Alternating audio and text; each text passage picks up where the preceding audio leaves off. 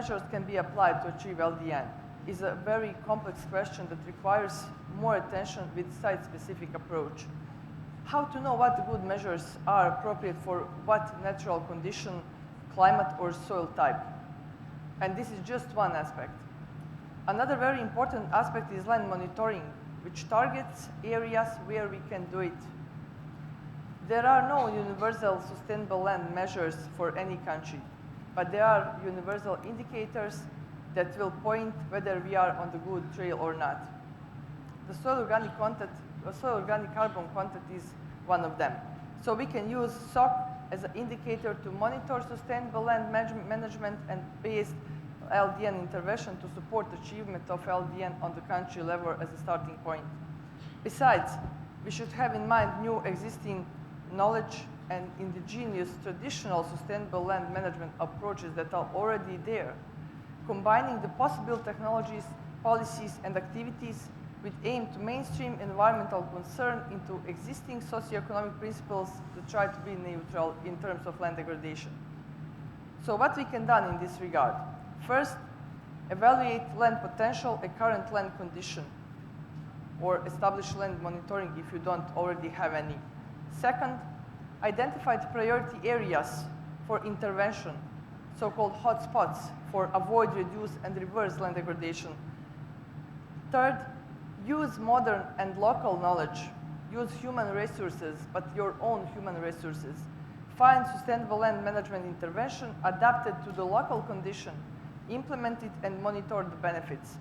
Fourth, do not forget importance of women inclusion in this process. But is this enough to achieve LDN? This is recommendations for many reports that we already have, but is this enough? Now I would like to speak not as a UNCCD SPI member, but I want to speak as a woman who is a farmer, who produces their own food, as a soil scientist, and a volunteer in Association to Combat Land Degradation, Women Association to Combat Land Degradation for more than 10 years in Bosnia and Herzegovina. I didn't say where I'm from, sorry. We can say that existing great and modern knowledge on SLM is not visible enough to the final users and the landowners. Average person who depends on agriculture in rural areas very frequently do not have an access to the internet or do not speak or read any foreign language. We have to reach them if we want to implement sustainable land management measures, because they are very important stakeholders for us. Through the 10 years of work under Women Association, Mother Nature, we realized that farmers are very interested to gathering new knowledge that will help them to improve their soil health, but not only because of the global benefits, but because their families depend on land and their income will increase if they apply sustainable land management. Also, women are very important stakeholders in this process, and that equal access to the natural resources to enable us to become active is needed for LDN. So we need to encourage all stakeholders and get them on the board for the LDN implementation.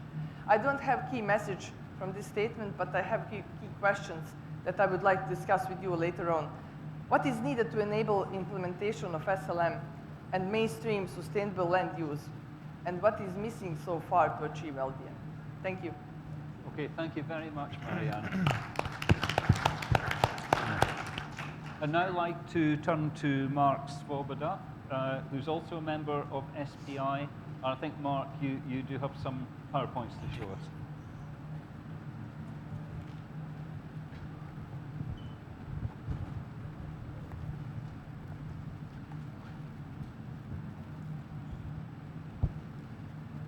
All right, thank you. So for a little something different, we're going to talk a little drought. I serve as one of the co-chairs for the Drought Working Group under the SPI with my colleague Armando. And our charge has been to sort of bridge the gap and bring the communities together, much in the way we heard earlier in the morning session between climate change and land. I think drought serves as a very good analog for how we deal with climate change today. And by that I mean how we deal with droughts. How do we plan for droughts?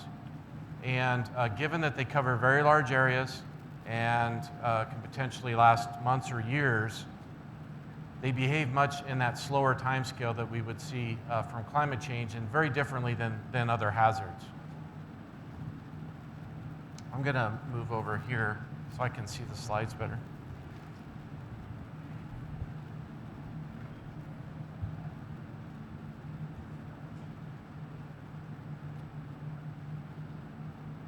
Okay, so again, trying to bring these two communities together has been a very informative process. And I think one of the charge I've taken back from working with this group for over a year now is how can we integrate in the concepts of land data, land interventions. How do we bring that into the drought planning process, and how can we inform planning processes that deal with land interventions? So really it's a two-way street. And it's not an easy road given the difference in terminology and scale and everything else. So really what we're looking at is the influence that people have on our climate by what we're putting in the atmosphere and how that impacts what we're doing on the ground. And conversely, how do the decisions we make in managing the land impact that? So it's very circular. And so this diagram here that talks about sustainable land management in the top orange part of the box, you can see on the right that there's a very scalable approach to this. This is very relevant from the very local level up to the national level, both on the orange and in the blue, because what I've seen in the last 5-10 years in the drought planning area, when it comes to risk management, is more requests for local drought planning, even down to the individual producer, more so than I see at the national level. So droughts are very local. The impacts are what happens at the most of the local level. I think we get tied into more what's in the GDP than we do really how it impacts people and their livelihoods on the ground. And that's tied to what they do with the land. So how do we understand that relationship again between that community and drought mitigation planning? So in the drought planning community, we have what we call 3 pillars for drought risk management. We have drought early warning, we have risk and vulnerability assessment, and then we have our policies and planning. What mitigation actions can we take to reduce our impact to drought? And what I've seen throughout this process of working in the land intervention community is that information can inform all 3 of these pillars that can hold up any sort of policy, whether it be at the local level or the national level. So I think it's critical to marry these 2 communities better together, to integrate that information into our planning, because currently that doesn't exist very much, and I doubt there's a lot of drought integrated in on the other side of the aisle in sort of the land planning. And rather than have 5 different plans, in general, we need to integrate these plans together, whether it's for water resources, land resources, or the impacts of drought or climate.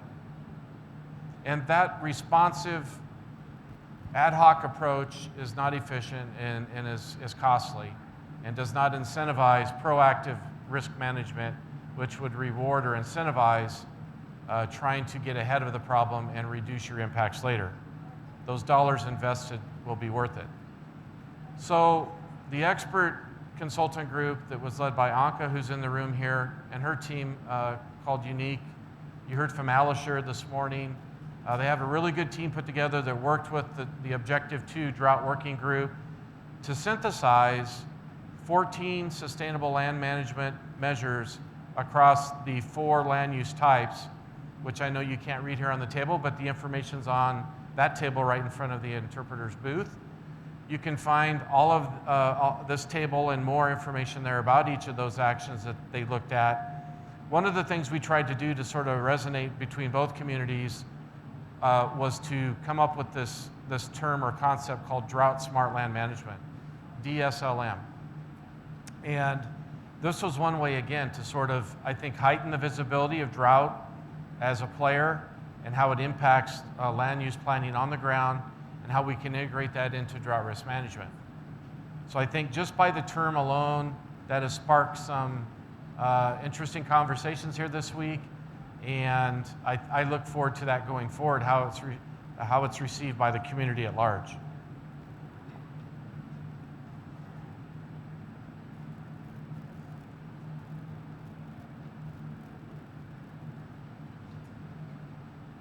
Okay, so that leads us to what we're here to talk about this week, in which we discussed yesterday in the plenary for the CST. On Objective 2 was to provide technical guidance to the parties to support the adoption and implementation of land-based interventions for drought management and mitigation. So that's what Objective 2 is really tasked with doing through our work here over the last year or so. And as I mentioned, we've produced a technical report on the table behind you here, as well as a policy brief that you can find the key recommendations and conclusions, key findings, and hopefully stimulate some questions from you. One seed that I would plant would be, are you aware of any sort of information at this level that's informing the drought planning process in your respective locales?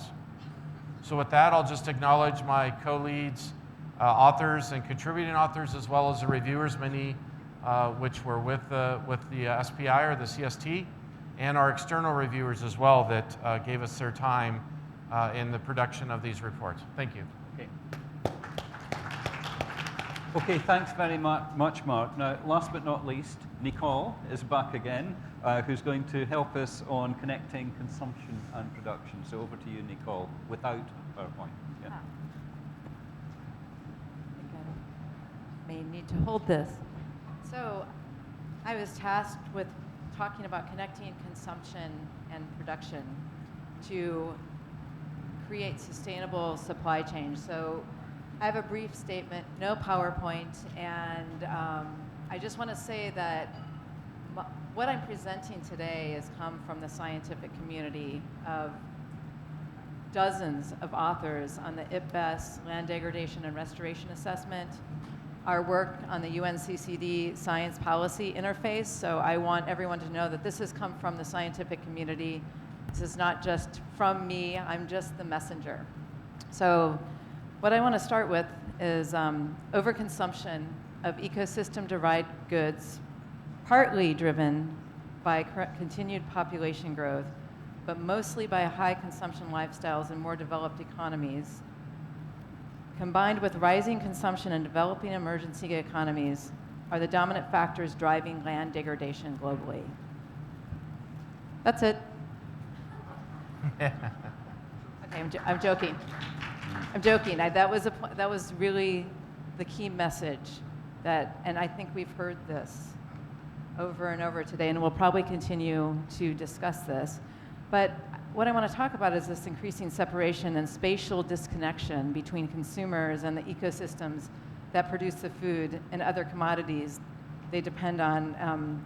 And this resulting lack of awareness and understanding of the implications of all of our consumption choices on the lands and how we consume as consumers. So that's the problem. And as scientists, we're always really good at describing problems, but the really nice thing about assessments and the science policy interface is that we're really forced to start thinking about the solution space. And what we've determined is that achieving land degradation neutrality can really be enhanced through sustainable consumption and production flows, patterns, and practices if the existing mechanisms to collect, compile, and share information are integrated in a way that those flows of consumption are linked to the land from which it's being consumed. And this will require that we harness advances in monitoring consumption and production flows.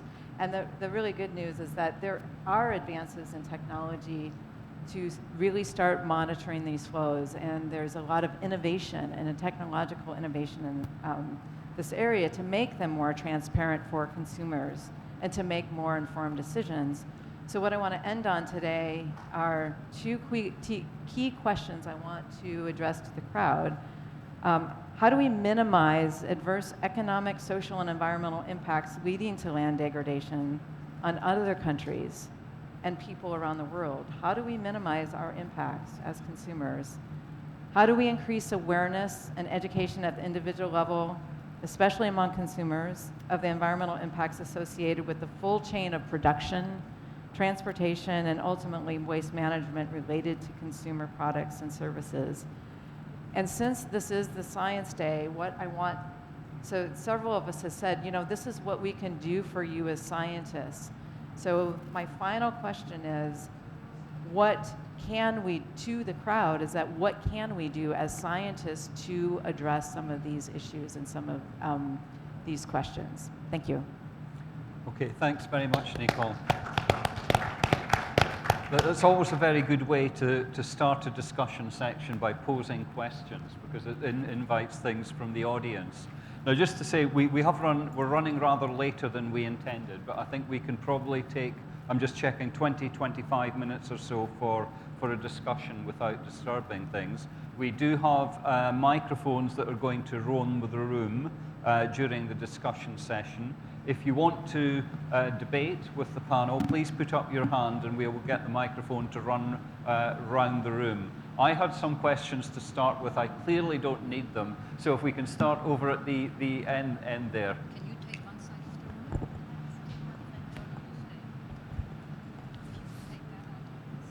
Yeah, at the end of the row, please, Mariam. Here. Yeah, that's it. Yes. Hi, so to start, I'll reintroduce myself. I'm Rachel Kasi. I'm here representing the Science Division of UNEP Nairobi. And I wanted to partially address the question you asked just now when it comes to consumers and communicating the information of the impacts of the products that they're consuming. And I would say one avenue I find quite interesting is when you see the actual companies selling the products communicating that. And one of the best examples comes to my mind is with Patagonia, and they are now encouraging that you keep the products you buy for their full lifetime, and then they have ways to fix and they can restore products that are damaged. So then I pose the question back, what are other avenues that you think are interesting and also the most effective to communicate these harmful issues to consumers? Okay, thank you. Let's take 2 or 3 questions together and gather them up. I saw another hand up down in that part of the room somewhere. Okay, let's go here while it's there. A very morning. I'm Oindrula Basu and representing International Forestry Students Association. An idea, what she said, that how can we address, how can we communicate? What I felt was that scientific findings remain to the scientific people.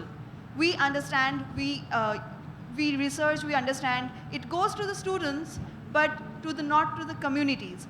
For that, what I felt was barrier of language, barrier of presentation. Scientific findings are very tough to understand for many people, so we need to present them through different media like stories and media presentations, and use local language, indigenous language, and the language of that particular area, so that it can be communicated to the people, to the consumers, and in an easier way. That was my idea of communicating science. Okay, thanks very much. Let's take one more question before we put this set to the panel. Patrick Worms from ICRA After World Agroforestry Center.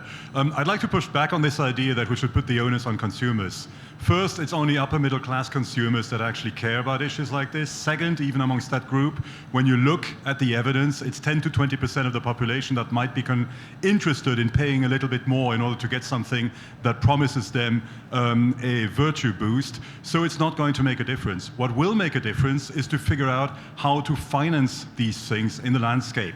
Now, industrialists and businessmen and corporations are used to thinking in the long term. If I'm going to be building a bridge or a nuclear power plant, or any kind of factory, I'm going to be putting in a lot of money today, and I'm going to see about financing that and getting my profit back over a period going from 20 to 40 years. Now, farmers typically think in terms of, especially small farmers, think in terms of day to day. They have to put the crop in today, they will harvest in a few months' time, and they will get their money back then. How can we harness the power of modern finance to encourage farmers to invest over time periods that are as long as industry in order to gain the benefits of managing the landscapes for the multiple benefits that so many of you talked about? Thank you. Okay, thank you. But by mentioning consumption, Nicole, you typically added energy into the room. Maybe I can pick you up first, Nicole, on this point about consumption. You've had two contrasting views there coming from the questioners. Let's start with Rachel's question about just other ideas, and I'm sure there's many more better ideas in the room than I have, but just one, I'll just bring out one example of you don't feel able to. An application that a friend is working on called Trace Earth, and that's just trying to bring transparency into commodity chains and working directly with businesses to, for example, starting with forest products, to trace through customs records where those products are moving, and so they can be able to tell their consumers, and share with them where they're using some of those products. So I'll just leave that there, but I think that's actually.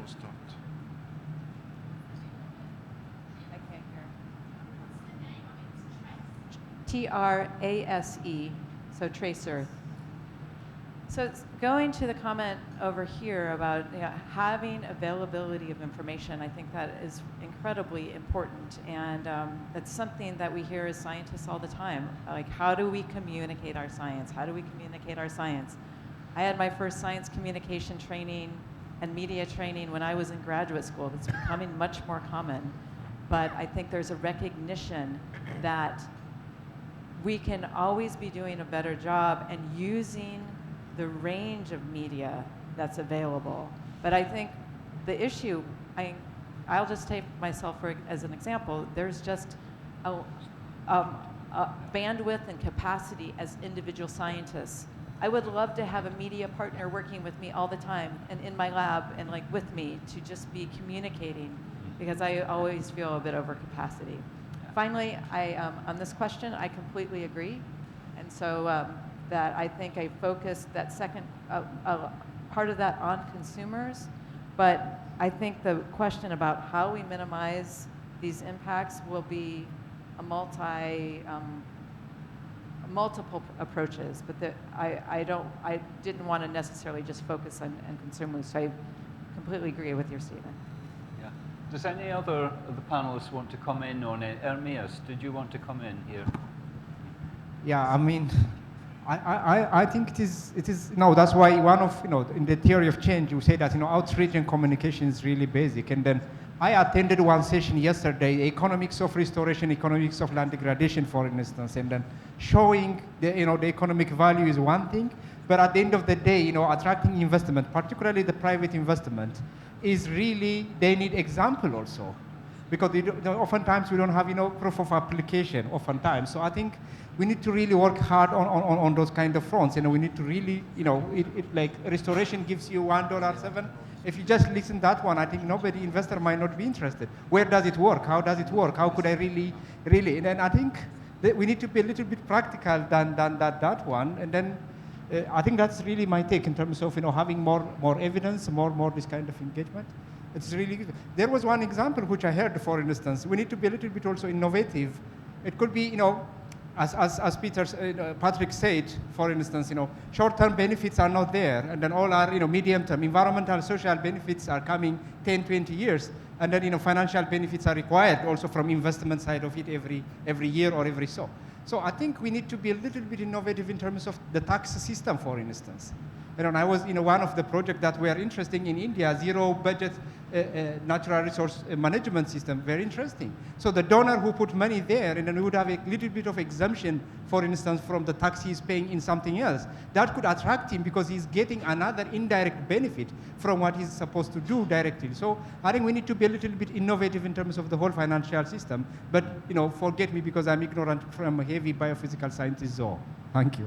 Okay, there's a lot of demand from the floor for questions. So the gentleman in the checked shirt there, please. Thank you. My name is Abhikanch. Okay, my name is Abhikanch, and I have a question for you. Higher, closer to the mouth. Yeah, okay. I'm audible.